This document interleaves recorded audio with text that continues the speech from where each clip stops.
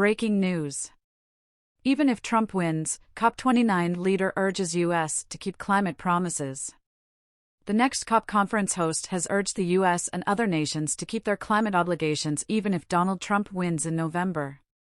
In his third media interview since becoming president-elect of the COP29 summit in Baku, Azerbaijan, the week after the U.S. election, Mukhtar Babayev told Newsweek, "We hope that all the countries, including the United States, will demonstrate their readiness to fulfill their obligations, to fulfill their readiness to limit global warming to 1.5 degrees above pre-industrial levels." At a January rally, Trump said, "We're going to drill, baby, drill to lower gas prices" for his 2024 presidential campaign.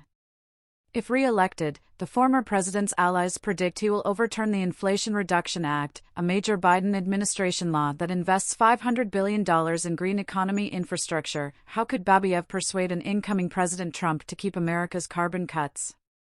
"It's a critical time for the planet. We hope all nations will meet their 1.5 Celsius, 2.7 degrees Fahrenheit, limit promise. I hope and expect all countries to show their preparedness and actions to meet this aim."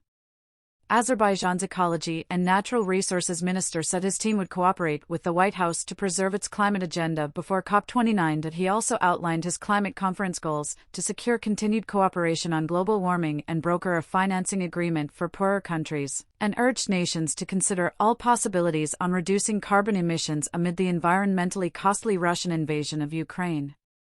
Oil and gas to green growth. Critics may wonder why one of the world's largest fossil fuel producers is hosting a climate meeting whose main goal is to encourage other governments to limit carbon emissions, especially a year after the UAE hosted it. The U.S. Department of State reported that 92% of Azerbaijan's 2023 exports were oil and gas. Climate scientists say the only way to reach net zero targets is to highlight fossil fuel producers. Babayev says his country has committed to renewables by switching. "We are already on the route for green growth, and Azerbaijan has switched our economy from oil and gas, from hydrocarbons," he remarked, referring to the country's 2027 goal of 30% renewable energy. Babayev also praised Azerbaijan's extremely strong policy on energy efficiency and its use of oil and gas earnings to invest in its green economy, which other fossil fuel-rich nations should emulate. The COP president-elect said Azerbaijan has a great chance to show the world how an oil and gas nation can transition to green growth. "One of our program's components is to invite oil and gas-producing countries to observe how we will use all opportunities to cut emissions and develop green growth investment possibilities," he said. "Again, our aim is 1.5 degrees. We need to organize all stakeholders, all countries, to respect this limit." Babayev believes Azerbaijan may be the interconnector between the underdeveloped and developed world. Babayev was a SOCAR executive for many years before becoming a government official. In response to questions about a perceived conflict of interest in his position, he said, "I am the Environment Minister and COP President-designate, and we have a fresh, powerful team to develop our mission. Today, we must urge all nations to work toward the 1.5 limit." He noted that SOCAR has already declared to become net zero for 2050.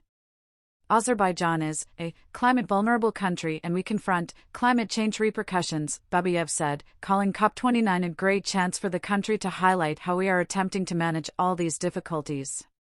Conservative conference goals. Previous COP meetings may have failed. COP26 in Glasgow, UK, sought to consign coal power to history, but only reached a phase-down agreement. COP27 in Sharm el-Sheikh, Egypt, set no new climate targets and left the question of who should pay for it to the next hosts. Babayev has more modest summit expectations this year. He wants governments to stick to their Paris Agreement pledges, which limit warming to 1.5 degrees Celsius. He believes this is crucial for the Troika arrangement used for COPs 28, 29, and 30, the final of which will be hosted in Brazil, in which host states coordinate their negotiation agendas.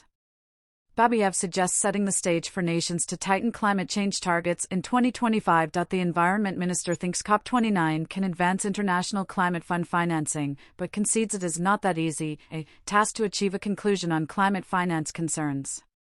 Any climate financing pact may meet resistance from the U.S., its wealthiest contributor, whose people don't want to pay for other nations' mitigation efforts. A 2022 Pew Research Center poll of 10,237 Americans indicated that 59% said the U.S. shouldn't help developing nations mitigate climate change. Babayev said he would visit Washington, D.C., at the end of April to meet with private entities and development banks about providing financing, something investors are increasingly doing to relieve governments.